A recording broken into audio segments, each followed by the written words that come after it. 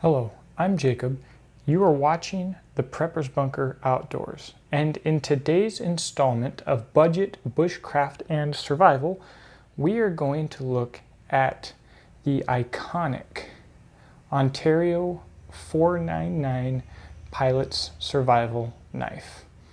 Now, in one form or another, this knife has been around since the 60s or the 70s, been the official issue of the United States Air Force for their pilots as a survival knife, and has been used in Sears School and across the world for all manner of things.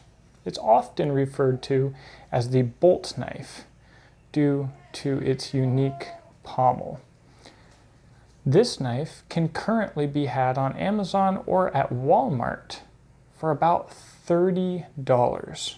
So it is a clear contender for a bushcraft knife for a beginner, and the stacked leather, military use, history, and unique look only go further to encourage a new buyer to buy this knife. And today, if you are a new buyer trying to get into bushcraft and get the most bang for your buck, I am going to tell you to not purchase this knife. Now in this series, we're going to do things a little bit different than most series and most channels, because I'm not only going to review the things that I think offer an incredible value for their performance, but we're going to talk about the things that simply don't, because simply put, most of the money made in the bushcraft industry is made off of people who are not that into bushcraft. They just want to dip their toes into it. The type of people who buy the Bear Grylls style knives. And that's great.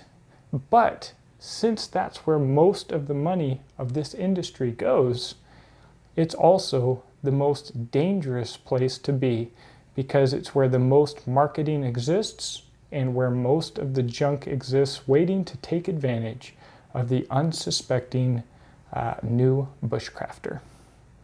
So first off, let's specifically talk about why I do not recommend purchasing this knife from Ontario. This is hard to show on camera. No matter how many times I do it, it is quite simply difficult.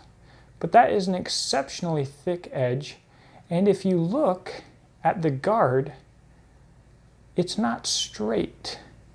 You have an edge that comes down, and then this tip works off to the right side considerably. For a person who is new to bushcraft and knives, that's a big problem, because if you're using a guided sharpener, you're constantly going to be sharpening off to one side, and you'll never get this knife sharp. Which brings me to my next point. The way that it comes from the factory is not sharp.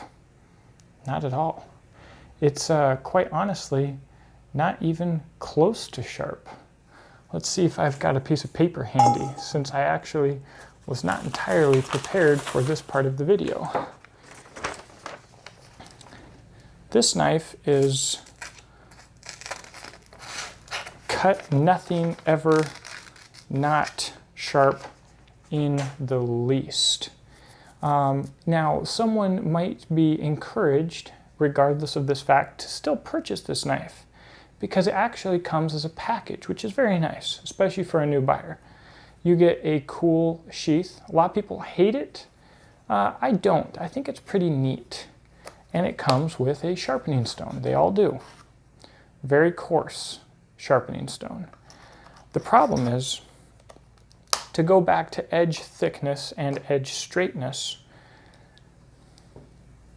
you've got this massively thick edge here, and what this edge really should probably look like would be somewhere in between the edge of this poor Mora, which we're looking just at the very tip here, almost paper thin behind the edge there. Even as abused as it is, it's probably somewhere between that and this Ontario Falcon, which I would consider to have a thick edge. Now, I consider this knife to have a thick edge, and yet it is much, much thinner than the Ontario survival knife. In fact, most of my axes have a thinner edge than this knife, which means that if you're new to this industry and new to sharpening, you're probably not the most skilled. And if you wanted to put a proper edge on this, there's two problems. For one, you'd have to remove a lot of material. And the more material you remove, the higher the likelihood of failure. Number two, since this edge isn't straight, if you tried to straighten this edge out, you would completely alter the shape of the entire knife. Now let's back up a little bit. Ontario is a great company. Now I know I will have some people who claim that I made this video just because I hold some kind of grudge against Ontario or something like that. And it's absolutely not true. In fact, anytime I review a knife in this budget series, every factor of price and performance will be judged against other knives, because my goal is to help people spend their money getting into this hobby as wisely as possible. The way I view it, if you're getting into bushcraft and survival and you have a great time, people tell you the truth, and you start out with a great product, you're more likely to enjoy your experience and to continue to grow in the market, and you are more likely to then invest in higher quality gear. But we want to start you off right. And to tell you guys that I am in no way against Ontario in the slightest bit, for just a little bit more money, you can get this Ontario Falcon, this big old chonky, thick beast. As ridiculous as this knife is in size and thickness, the edge is straight and it is of an acceptable thickness, and it makes a fairly wonderful little knife, especially at a price of about $40, $10 more than the survival knife. It is also of a better design. This knife was designed by Justin Gingrich, a ranger, and it is a full tang with scales bolted on. It could be modified. If you follow me on Instagram, you'll see that I have one of these that is modified by Terry Taylor. Absolutely love it. He took a $40 knife and he made it easily a $200 or $300 knife, which is another benefit to a knife like this. If you're just starting off and you start getting into some nicer things, or you have some skills, you can turn a good foundational knife like this into an incredible knife for a minimum cost. The problem is, as popular as this knife is in the survival community due to its history and its shape and how iconic it is, it's popular and yet it's terrible, and you will never really make it anything better. I mentioned that this knife is a full tang with scales bolted all the way through. What that means is this metal is visible all the way around. That means it is a big, thick hunk of steel. The Ontario bolt knife has a rat tang. It's hidden inside of this stacked leather, which is beautiful and comfortable, by the way. And you can see where it comes out at the end of the pommel here. This tail is typically softer than the steel used in the edge, which it has to be so that it doesn't fracture or completely break in utter failure. And so if it starts to bend, this cross guard is held in place from tension from the stacked leather, which means that if this starts to bend, your handle starts to fall apart. If you mess up this cross guard, I actually used to try to modify these knives a long time ago before I knew what I was doing, and I would bend this top guard up a little bit to be kind of a thumb ramp here, and essentially, now that I know what I'm talking about, I essentially ruined the knife because it created space in the leather here. It bent the tang. These tangs bend quite easily, and the knife is known for that. So the knife has design flaws. How do they get the knife down to $30? Well, the reason that this edge is so thick is the edge is actually, I believe, hollow ground. It does in fact look hollow ground, which is faster and cheaper to do. And it's so thick because they had to grind it less. They grinded it faster, which is evident by the edge that's not even straight. The leather, this doesn't take almost any handwork. You just slide you slide the guard on, you slide all of this leather on, you slide your bolt on, you attach it, you're good. This knife is very quick and cheap to make, even though it looks as if it is more expensive and fancier. And they have military contracts to fall back on, supply and demand. They make a lot of them, so they can have a few extra for civilians for dirt cheap. Not all Pilot's survival knives are this bad. In fact, many of the older ones would appear to be quite good, especially in the edge geometry department. Now, what I will say is that I've contacted Ontario and asked them if they would like to replace this one with a better one. If they do, I will review it. Regardless, I'm going to review this knife, and we will talk about it from the perspective of a more experienced knife collector or user. Likely, Lord willing, they'll send me one that is not defective. It has a straight edge instead of this wonky one. It will likely still be too fat, and I might send it to Fontaine's sharpening service, which I'll put a link to that in the description box below if you are a new knife person who needs some work to be done on your knives. He does a phenomenal job on sharpening and reprofiling. But we'll eventually review it in a form that is something more like what this knife should be. Now, let me get back to some other things. We're talking about value here. How does this Ontario survival knife stack up, and why am I not suggesting it? If this was the only knife available for $30, go for it, sure. But we live in a free market that has an availability of affordable knives that is historically unmatched.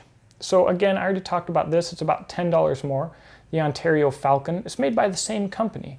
A far, far superior blade with more consistent results. So the Pilot's knife has countless negative reviews online for the exact reasons that I'm talking about, and potentially quite a few positive reviews from people who got an equally bad knife and just don't know it. But there are some good ones out there. This Falcon, I've never seen one that was bad. You're going to get it. It's going to have a straight edge. It's going to have about the same edge thickness, and it's going to be absolutely tougher than it needs to be, and really it's a lot of fun. And what really blows this video in the price per dollar out of the water is the Mora. This is a Mora Companion. I have 6 or 7 of these, and this is my nastiest one, which I thought would be a good idea to bring out for this video, but maybe I should have brought one of my nicer ones. As you can see, this edge is chipped. It's been used on drywall. I lent it to a friend.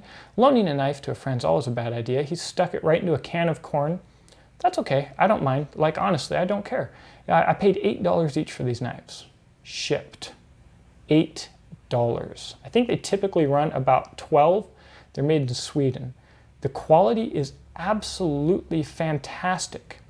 And at the end of the day, what I need people to realize is that a dull knife or an obtuse knife is a dangerous knife. I was working on, this is Black Locust, an incredibly hard wood. I was working on some feather sticks. I can do feather sticks, and I've done it on this channel, left-handed with an 8-pound, 100-year-old hewing axe. And it would not be calorically feasible to make feather sticks with this knife. What I mean is, it is not worth the calories, the amount of force that goes into it, and the danger you put yourself into it. This knife is dull as dirt. It's the dullest knife I've ever gotten from the factory. And yet, if I stick it into my leg or brutally slice it across my arm, it will still slice me open, even if it won't make this feather stick. So it essentially came from the factory, dangerous. And getting it to an acceptable level would not be worth the money with the other knives that are available on the market. So most of my videos in this series will be completely based on use. I'll do a video on this one hopefully soon. It's been through a lot. I'll do a full review on it and talk to you about bang for the buck. And I'll be doing a video on this. In fact, I'm doing a bushcraft class this coming Saturday, and I'm gonna bring all of mine in case someone needs a decent knife. Because they're phenomenal and they cost nothing. They're easy to sharpen, they're easy to take care of. They are a win-win.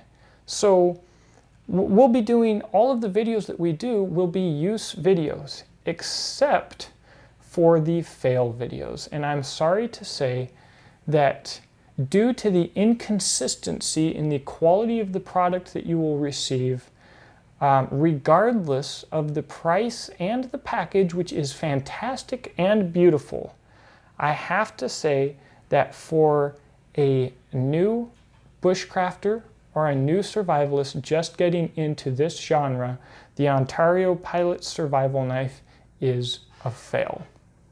Now, if you've watched it this far, also in the description box will be a link to Beach and Tactical. This is my business. I primarily make rifle slings, functionally unique rifle slings that I invented in Afghanistan while in the 173rd Airborne as an infantryman. And I also have some survival products. I also have an Amazon store and a Patreon for the moment where you can support this channel and support videos like this one, where I hope to be helpful and educational to the most important people that watch YouTube. The people who are new to this and who are on a very tight budget. If you do not have a lot of money and you are on a very tight budget, buying something cheap is a mistake. Wasting money is infinitely more expensive than money well spent. If you need your first bushcraft or survival knife, it is very possible that the Ontario Pilot's knife could be a waste of your money and it could endanger your life. There are better options, and I will bring these options to you in future videos. So please subscribe. Let me know what you think in the comment section below. I hope that you have a blessed day, and I look forward to talking to you. Thank you for watching.